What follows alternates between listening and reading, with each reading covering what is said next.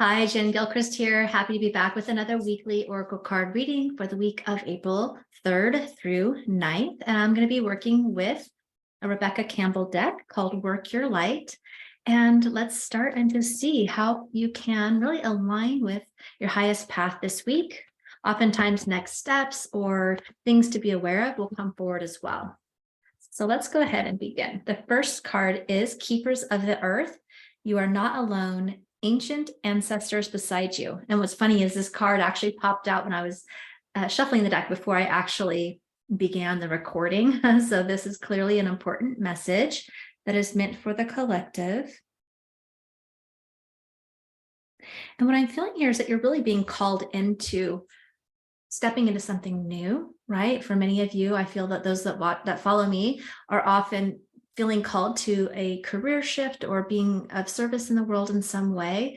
But my intention is to really have everybody get a message. So whether you're in some kind of a transition period, being called into something new, and sometimes that can light up different fears, different doubts, things like that. And it can feel like what our life used to be is no longer working for us, but we might be in that limbo land of what exactly is next. And so this is just letting you know that you're not alone. You have support, spiritual support, right? Whether it's your angels, your guides. I also see spirit animals. Perhaps you even have pets. Like pets are always like unconditionally loving. It just feels like there might be a sense of feeling alone or misunderstood, or just sometimes the uncertainty that comes when we are making a change into something new. And part of that is also about seeing ourselves through a new lens.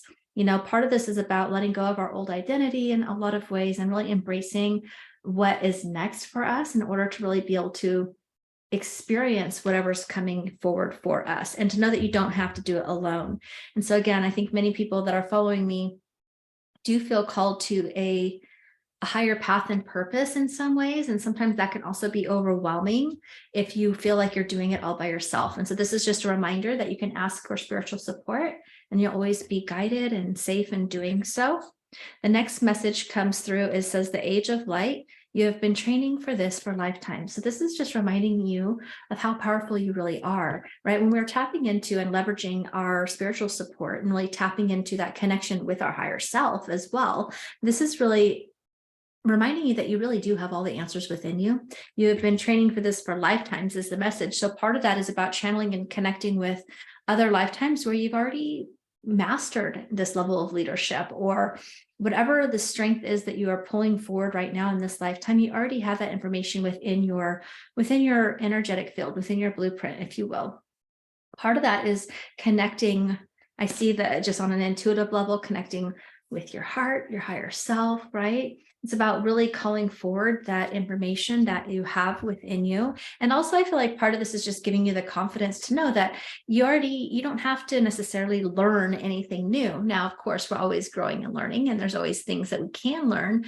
And there's a deeper sense of just anchoring into that certainty and confidence that you already have everything you need within you right now to begin taking action forward. The initiation, rite of passage, and crossing the threshold. So kind of that sense I was initially getting about, stepping into a new world or a new place, perhaps that looks like a new business or career, but it could just be a new time of your life. Feels like there's been a period perhaps of where there was a little bit of cloudiness or uncertainty or lack of clarity, lack of courage, whatever that might be, probably a combination of both. But it's like you're stepping through you're stepping through the doorway, right? The sun awaits. It's like a new dawn, a new chapter. And for some of you, it might feel like a whole new book, right, is coming forward in your life as you really embrace these changes that are coming for you, or that you've kind of been through as you're being guided to step into something new. And then there's just light right on the other side of that doorway. And it does say rite of passage, the initiation. So there is a level of acknowledging that a lot of the work that you've been doing and whatever you've been doing, there's a level of letting go of the old in order to allow the new in. And so if you are straddling two worlds, still trying to hold on to the old version of yourself or the past in some way, there might be a level of forgiveness, a level of healing, or just a level of courage to let go, to really allow the fullness of the clarity of those opportunities to be revealed to you. But for most of you, I think you're pretty aware of that already. Planting the seeds. And so this says, seeds of grace are being planted in the fertile soil of my soul. And this is actually the Gateway deck now by Denise Lynn. But that's really what you're doing. As you've crossed through this, and what you've been doing already is planting seeds. You've been planting seeds. You've been tending these new ideas. You've been starting to take action, or you're being called into action, 1 or 2 steps at a time. And sometimes we have to keep moving forward seemingly blindly, right? Or before we see the fruits of our labor manifesting into the physical reality, we have to just stay the faith and stay the course and know that you're tending your garden. And so keep watering those seeds and just know that you've been already planting them. And again, I see that sunlight, coming through, which is, things will be blossoming for you. Things will start to come into tangible form based on the work that you've already been doing. So I hope that feels helpful for you. I want to give you a free gift if you'd like, if you haven't got it in already, because it's speaking specifically to your spirit guides. And this is a Embrace Your Spirit Guides and Angels meditation. So it's going to help you to connect with your spirit guides and angels. Now, if you're brand new, this will be a great place to cultivate that communication and that support, so that you don't have to feel like you're all alone. When you start connecting with your angels and guides, they really do drop breadcrumbs of synchronicities and guide you every step of the way. And then also, I'm feeling, for those of you that may already be working with your spirit guides, you could use this as a way to connect with a new spirit guide. As you start to step into your higher path and purpose, new spiritual support teams really comes available to you. And so there might be that you are used to your good old faithful spirit team, which are still going to be there for you.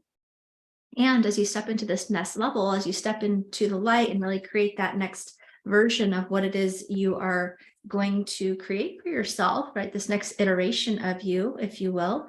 Oftentimes we get new spirit guides that are helping us with that new season of life. And so you could use this activation as well to just meet a new spirit guide that could be there supporting you. So I'll put that in the description comments below. I'd love to hear how this resonates for you, and we will talk again soon. Bye for now.